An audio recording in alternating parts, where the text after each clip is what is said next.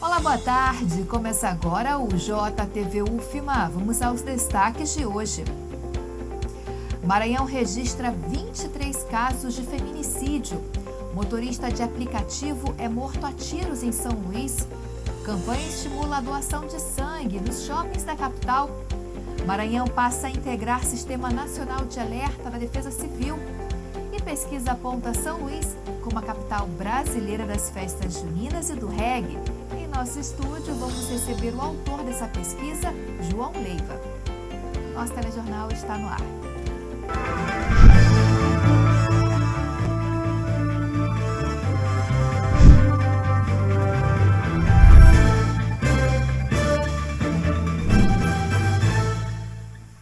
Um caminhão pegou fogo na Estrada da Raposa. Já no bairro Goiabal, um motorista de aplicativo foi morto a tiros. Vamos ver esses e outros destaques agora no Giro de Notícias. O motorista de aplicativo foi morto a tiros na tarde dessa segunda-feira no bairro Goiabal, em São Luís. Segundo informações da polícia, o crime teria ocorrido por motivos de traição. O suspeito de efetuar os disparos acreditava que a vítima, o motorista, teria se envolvido com a sua namorada. No momento do homicídio, uma adolescente de 17 anos também foi baleada e levada com vida para o hospital. O suspeito fugiu e está sendo procurado. Ainda nessa segunda-feira, um caminhão carregado com material de construção pegou fogo na entrada da Raposa, na Grande Ilha. De acordo com as testemunhas, o fogo começou repentinamente e se alastrou pela cabine do veículo. O corpo de bombeiros foi acionado e conseguiu controlar as chamas. Apesar do susto, o caso resultou apenas em danos materiais. Não houve feridos. As causas do incêndio estão sendo investigadas. Os 2 cachorros sequestrados durante um assalto à residência no Calhau no último fim de semana ainda não foram encontrados. Câmeras de segurança registraram o momento em que 2 suspeitos levaram os cachorros e uma televisão de 60 polegadas. As imagens devem auxiliar o trabalho da polícia para identificar e localizar os suspeitos do crime. 23 casos de feminicídio já foram registrados neste ano no Maranhão. O último caso aconteceu no final de maio e vale lembrar que chegamos ao meio do ano com essa lamentável estatística. No último dia 30 de maio, uma mulher identificada como Deila de Cássia Souza Freire foi morta a tiros no próprio local de trabalho na cidade de Itapecurumirim. Após cometer o feminicídio, Diego Jonathan Correia Ferreira, ex-companheiro da vítima, cometeu suicídio disparando contra a própria cabeça. Uma história trágica que, infelizmente, se repete em outras regiões do Maranhão. Segundo dados da Secretaria de Estado de Segurança Pública, até o momento no Maranhão foram registrados 23 feminicídios. O número acende um sinal de alerta para toda a sociedade e exige ações concretas para proteger a vida das mulheres. Um dos grandes desafios ainda é a pressão social sofrida pela mulher, que muitas vezes se sente incapaz de manter a denúncia contra o agressor. O que normalmente acontece? Minha filha, homem é tudo igual, aguenta mais um pouco, ele vai mudar. Ou então a mulher, ela não divide nada do que ela está passando com outras pessoas, né? E acha que vai resolver tudo isso sozinha. E assim, é nesses casos que tem se tornado o terreno fértil do feminicídio. Além do registro do boletim de ocorrência, uma ferramenta que tem se mostrado eficiente no combate ao feminicídio é o pedido de medida protetiva de urgência. Você pode online, de casa, no seu celular, fazer o pedido da sua medida protetiva de urgência. Funciona em todo o Maranhão.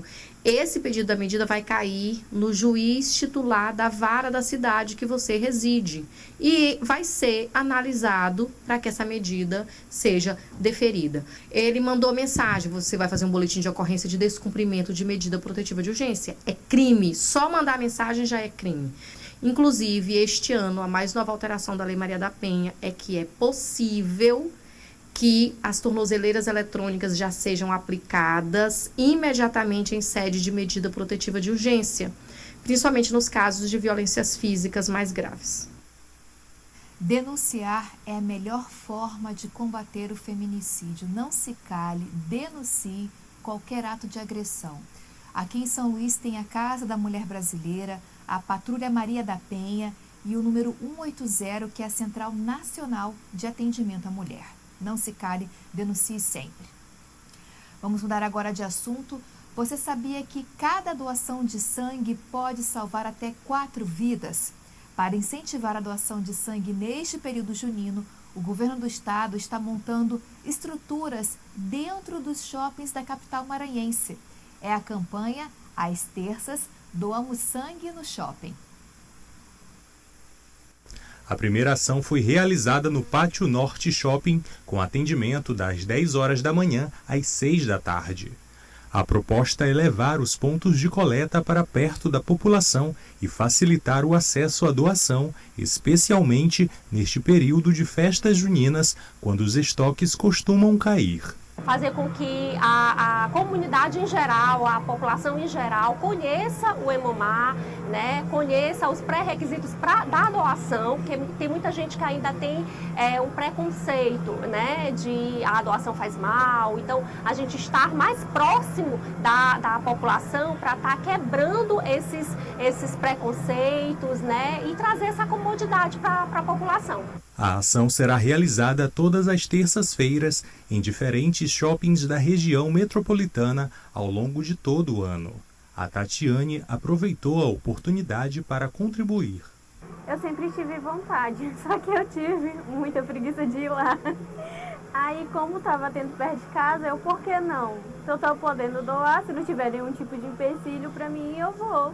Hoje, o estoque de sangue está em nível crítico. O Hemomar precisa de pelo menos 200 doações por dia para atender com segurança a demanda em todo o estado.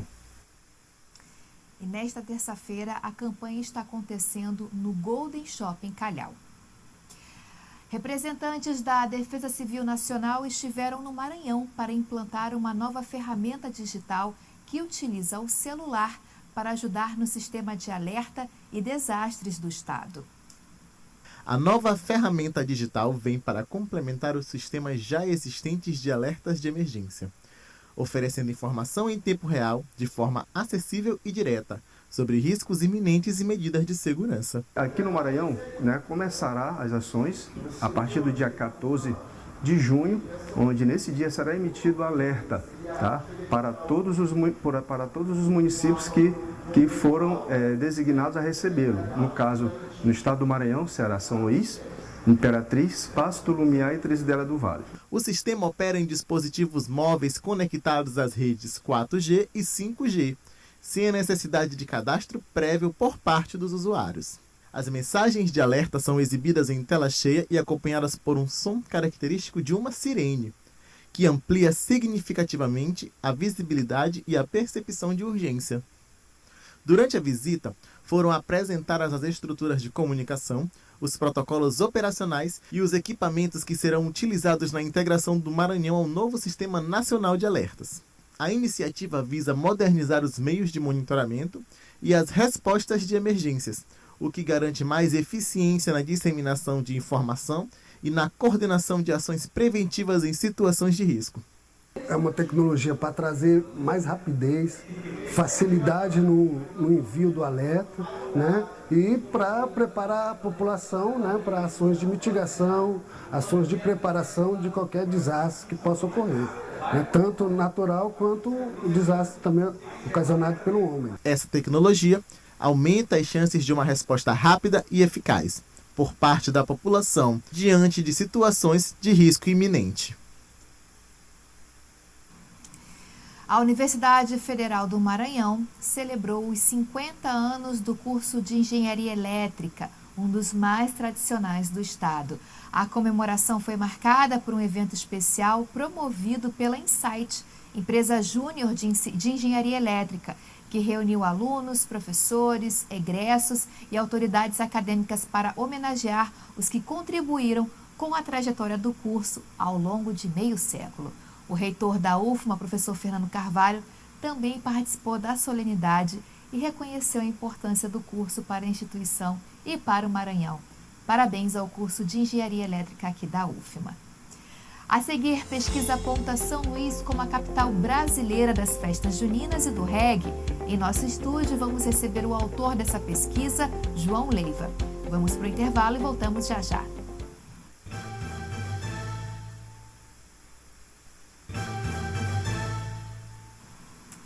São Luís é a capital brasileira com maior participação em festas juninas e no consumo do reggae.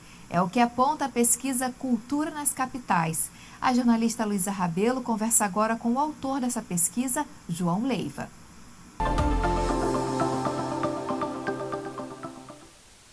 A pesquisa deixa claro a força da cultura popular de São Luís. É a capital onde mais moradores vão às festas populares, principalmente as festas juninas, e tem uma identificação particular e muito forte com o reggae. É o que diz o autor do estudo, o pesquisador João Leiva, que é o nosso convidado de hoje do Salas de Entrevista. Muito prazer tê-lo aqui, João. Eu que agradeço o convite para falar sobre a pesquisa aqui. Para a gente começar, João, eu queria que você me falasse um pouquinho se é isso mesmo e a que você atribui esse resultado.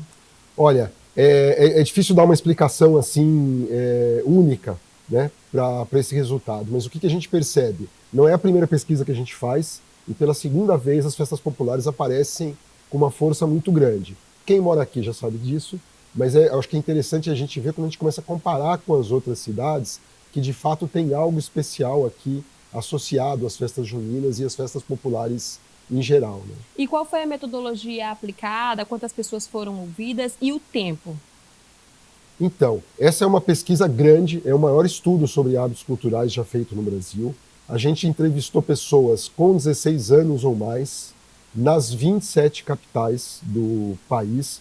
Foram 19.500 entrevistas, 3.000 em São Paulo, 1.500 no Rio e 600 nas demais capitais, né?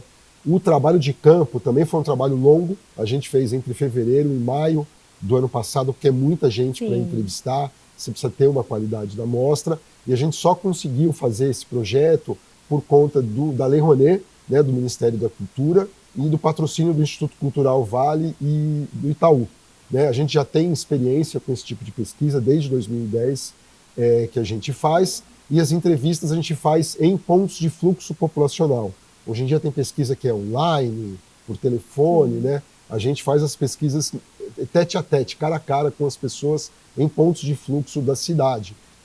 E a amostra reflete o perfil sociodemográfico do IBGE, que é a nossa base de comparação para ter uma boa amostra. Sim, e aí como você tem falado, não é a primeira vez que a pesquisa é feita. A última foi em 2017, me corrija se eu estiver errada. Perfeito. E aí eu quero saber quais foram as diferenças quando a gente fala de São Luís de modo geral. Tá, então, de modo geral, a diferença dessa pesquisa atual para outra é que na outra a gente só fez em 12 capitais. Ah, legal. Incluía São Luís, né? Quando a gente compara o resultado geral das 12 capitais na época e olhando para essas mesmas 12 agora, a gente percebeu uma queda geral no acesso, muito grande em todas as capitais e para praticamente todas as atividades culturais que a gente colocou na pesquisa.